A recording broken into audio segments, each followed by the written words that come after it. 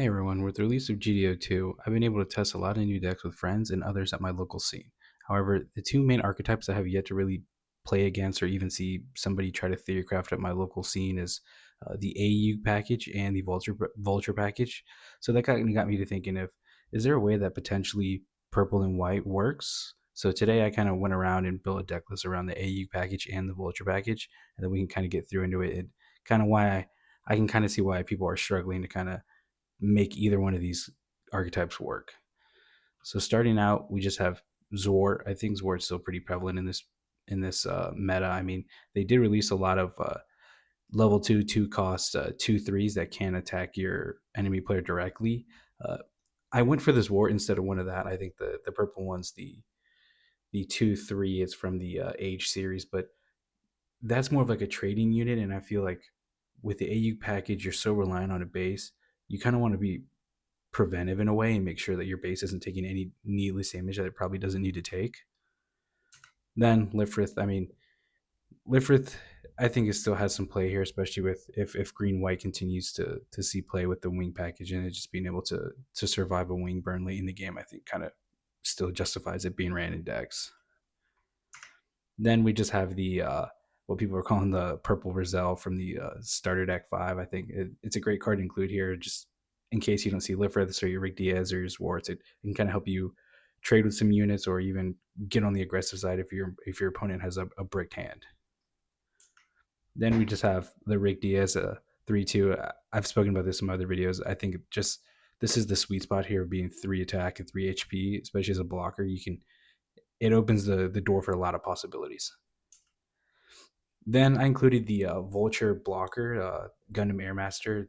These stats are just flipped from the Kira 3/4 blocker, but I think being able to have 4 AP, you deal with a lot. You can trade a lot more with this, and I think that's just more valuable than the Launcher Strike. I think is what it's called, and it also links with any Vulture trade. With this one though, we're only running the Vulture pilot, so we're not really worried about that. We're just kind of sticking this down as a blocker, and hopefully, if somebody plays a beefier card, we can kind of trade with it. Then we're running the Rick Diaz red. This card, I mainly included this just because it's an AU trait, and we're going to run Quattro and Camille in this deck. The effect on this one is attack. Choose one active friendly base. Rest it. If you do, choose one enemy unit that is level 4 lower. It gains AP -2 during this battle. So it's kind of like a Kira without needing to be a link. It just needs a base on the field. Again, though, at level 4, I don't know if I have a base at that point yet, or stuff like that. So that's where I'm kind of hit or miss on that. I do like the base stats of 4/3. You kind of are able to deal with a lot here, and especially if you link it with Quattro. I mean, you have 5 AP, you can pretty much knock out any base. Then we got the Haiki Shiki. Again, this one is like repair 1 for a friendly white base. I don't think it's that good. Uh, to be fair, especially if you look at other level 5 blockers that are white, the Ill Strike, I think, just has a better upside of being able to bounce something back to hand if you pair with any pilot that's level 4 or higher. Compared to this, is where you're able to swing if you link it, and that's just about it. You repair 1, which if it was repair 2, maybe that would have made it a little more playable, I think. Then we got the Zeta Gundam. Again, this one is choose one active friendly base. Again, some of these cards they didn't really keep it consistent of if it's a friendly base or a white base, so they kind of locked you into playing a white base, either the Argama or arguably the Archangel, because you're probably running a lot of blockers. So this is essentially a double attack if you want it to be. You could also just swing at shields, then restand and potentially go for game next turn. And especially if you it kind of works though that if you're linking it and you have the friendly base, you also get the upside from Camille getting extra AP. So it kind of works twofold. You pretty much clear any unit on board, which is pretty good. Then we have the new Gundam aerial rebuild.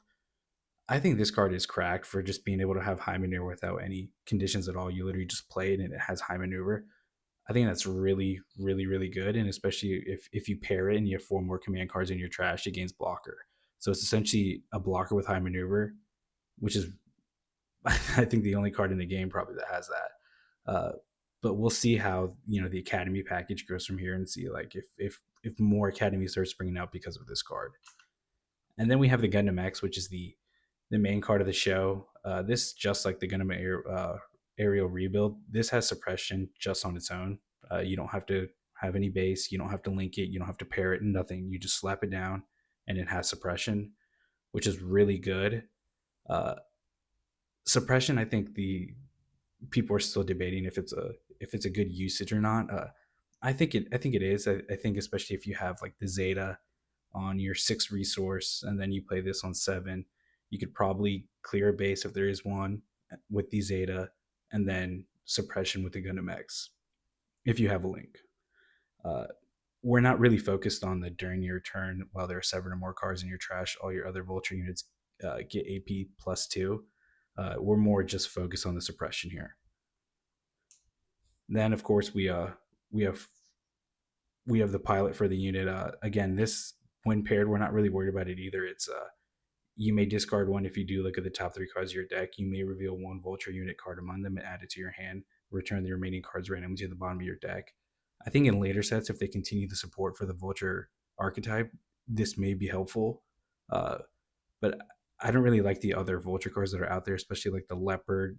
Well, there's two. One like doesn't let you be damaged by command cards, and the other one like lets you rest like a 4 AP or 4 HP or less, something like that. But the baseline stats for that, I don't think is worth running it compared to other white cards or if you run blue or stuff like that. Then we just run 4 Quattro. He kind of helps you cycle through your hand, and even in the event if there is more supporting Vulture cards that come out, uh, being able to draw one and discard one kind of helps build up that trash, which is kind of beneficial. It's also like the purple base where you just kind of discard the top 2 cards of your deck.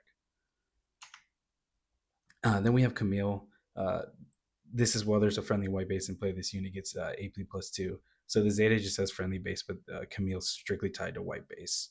But again, I mean, being a 3-2 pilot's pretty unreal because you could even, if you have an Argama on base on the field and then you have a Rick Diaz, you could just slap this under there and then essentially turned it into a 6-4, which is pretty scary. Then we're just running 4 copies of the Argama. I've seen a lot of people in my local scene asking for this card if I pulled any or if I had any extras. I think people just who run white are probably just going to run this to start and kind of go from there.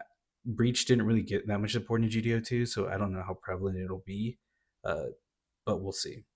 I think this is just a nice standard white base that covers Breach, and if you run into the wings or off meta Breach deck, you're kind of bases covered. And I mean, like I've said with the Archangel, it's nice in theory, but I don't really ever use the tap 2 resources to restand a blocker. Then 4 Overflowing Affection standard. Just if you run white, you're gonna run this card. And then on the command cards, I have 1 Unforeseen Incident. This is just to help potentially keep our blockers alive a little longer, especially with the next card too, which is the Fatal Strike. Choose one enemy unit that's level 3 or lower, destroy it. This card is really cracked against Rush or even early game. You know, if you run into a green white and they're slapping down Zwarts and Lifrith or Rick Diaz, you know, you just play this on your 4 resource turn and just knock it out. Then I included the Witch and the Bride in this deck package. Uh, the overall package doesn't have really any bounce cards, so I felt like the inclusion of this kind of helps cover us in the late game if there's a lot of blockers on the field or stuff like that. If we just got to get rid of something, we can just play this down and get it. In all honesty, I think the Vulture package works better with the Kira package just because the Kira package has a lot more bounce abilities and effects, especially with the Sword Strike and the L Strike. And the probably you're probably going to run a Muflaga for that as well. So that I think that works better. The AU package, I'm not sure. Some of these cards are they're good blockers, but then like the Zeta isn't really meant for like a blocker. Like the Kira, at least like the Freedom is still a blocker. The Zeta is not really a blocker. It's more of a swing twice or swing once and then restand for free if you have a base, stuff like that. I don't think bases are as important as we think. Most people at this point just run 4. In the AEUG, if you want to get that maximum potential, you're probably running more than 4. And at that point, I don't know if I can justify running more bases than I do units. Because if you're adding two more bases or 1 more base, you're either chipping away a pilot or a unit or even a command card like an Overflowing Affection or something like that. So I guess we'll just see Bandai comes out with in the next sets for the AU. Maybe the meta does shift where people are running, five, six, seven bases at a time. But for the meantime, I don't really see that as doable. So that's why I feel like all the hype on GDO2 is with especially the red cards with the ping and the blue red ping, and then also the purple package to do their a lot of I've run into a lot of blue and purple decks with the Barbados and stuff like that. So yeah, that's all I had for today, guys. As always, in the comments, let me know of any cards you would change. I'm always willing to hear some new, fresh ideas because in some of my other videos, I've had some comments where they just point out things I never even thought of, and I think that's the best part about the community, and also just playing trading cards in general is the more opinions and the more practice you get, it's just different views you get. So just if you enjoyed the video, please consider dropping a like and subscribing, and then we'll follow up with some wing table gameplay after this. Till next time.